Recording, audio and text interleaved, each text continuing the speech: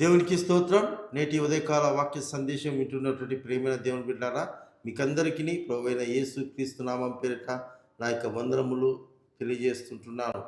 నేటి దినపు వాక్యంలో మనం చదువుకుందాం. మొదటి దినవృత్తాంతాల గ్రంథము 17వ అధ్యాయంలో నుండి 14వ వాక్యం చివరి భాగం.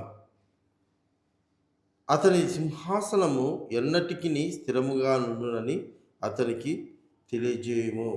ప్రియమైనటువంటి దేవుని బిడ్డారా, ఈ చదువుకున్నటువంటి ఉదయకాలపు వాగ్దానంలో రాజైనటువంటి సొలొమోనుకు దేవుడిస్తున్నటువంటి వాగ్దానం అండి.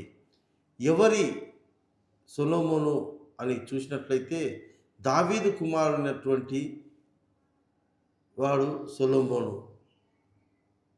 ఇతడితో దేవుడి యొక్క వాగ్దానాన్ని చేస్తుంటున్నాడు. ఈ వాగ్దానము సొలొమోను వరకేనా అంటే కాదండి. నేటి ఈ దినం వరకు కూడా దేవుడు ఆ వాగ్దానాన్ని స్థిరపరిచి ఉన్నాడు. నేటి ఈ దినం ఇజ్రాయేలు దేశాన్ని పరిపాలిస్తున్నటువంటి బెంజమిన్ నెతన్యాహు వరకు కూడా, నేటి దినం వరకు కూడా అదే కుటుంబంలో నుంచి ఈ యొక్క వాగ్దానము దేవుడు చేస్తుంటున్నాడు. ప్రపంచ దేశంలో దాదాపు 200 దేశాలు పైగా ఉంటున్నాయండి.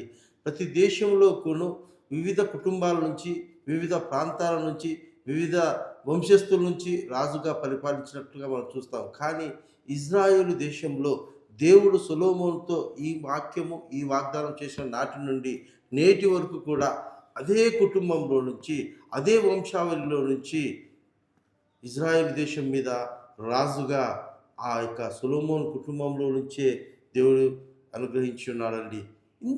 దీనికి కారణం ఏమి?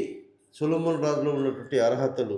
ఎందుకు సొలొమోను రాజుకు దేవుడి యొక్క వాగ్దానం చేస్తుంటున్నాడని మనం గమనించినట్లయితే, ప్రియమైన దేవుని బిడ్డారా, ఈ యొక్క సొలొమోను యొక్క విశ్వాసము, భక్తి మరియు దావీదు దేవుని హృదయానుసారుడుగా ఎలాగా నడుచుకుని జీవించాడో సొలొమోను రాజు కూడా దేవునికి అంత ఇష్టడిగా జీవించాడండి.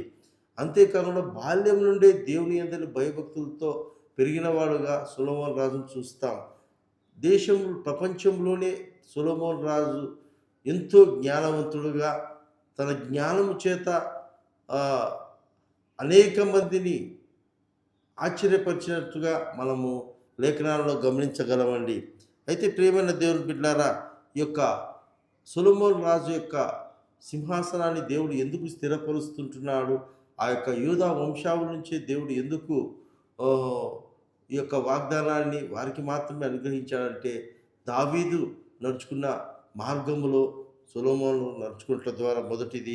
రెండవది, దేవుని యొక్క ప్రణాళిక ప్రకారంగా ఆ యొక్క రాజును ఏర్పరచుకున్నాడు. సొలొమోనుతో ఈ యొక్క స్థిరత్వమైనటువంటి ఈ వాగ్దానాన్ని చేయటం ద్వారా దేవుని యొక్క విశ్వసనీయత, దేవుని యొక్క ప్రేమ, దేవుని యొక్క ఉనికిని ఈ యొక్క వాక్యం ద్వారా మనకు జ్ఞాపకం చేస్తుంటున్నాడు.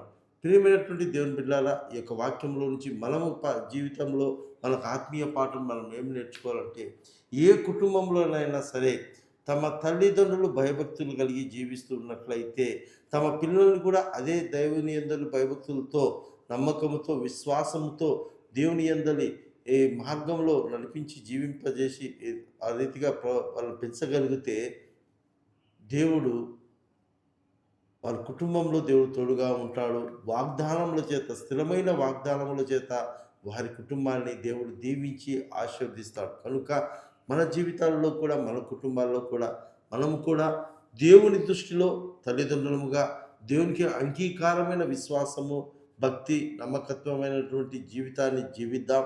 అదే రీతిగా మన పిల్లలను కూడా దేవుని అందరి భయభక్తులతోనూ, దేవుని అందరి నమ్మకంతోనూ, దేవుని మీద విశ్వాసంతోనూ దేవుని ఆధారం చేసుకున్నట్లుగా పెంచుకుందాం. ఆ రీతిగా పెంచి దేవుని యొక్క ఆశీర్వాదాలు మనము కూడా స్వతంత్రించుకుందాం. అట్టి కృప పరిశుద్ధాత్మ దేవుడు మనకందరికీ దయచేయునుగాక. ఆమేన్.